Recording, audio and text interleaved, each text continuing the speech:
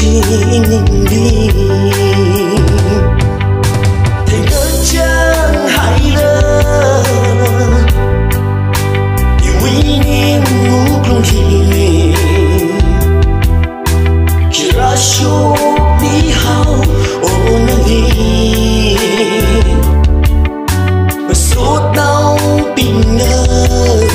khi tuy hàng mi hao giàu cất giơ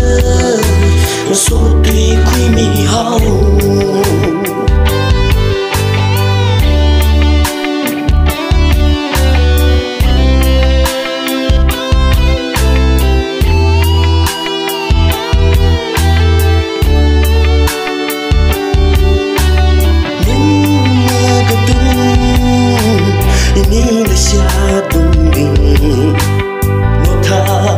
mi hao trong lòng tình đơn đi mưa về mưa lấy xa nở cứ chỉ ly mưa thung hao ôn nở mong tình cớ chẳng hay lỡ yêu quý niềm ngủ lòng hiền show me how only mà suốt nào bình lơ khi tuy hàng mi hao giàu cất giơ mà suốt tuy quy mi hao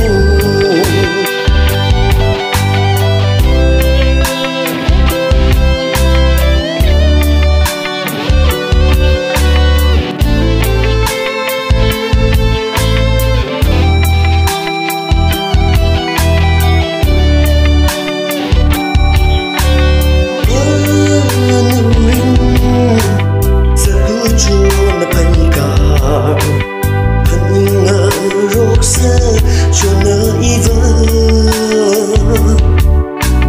râm na mà thấy người lúc xa lờ lờ nín vỡ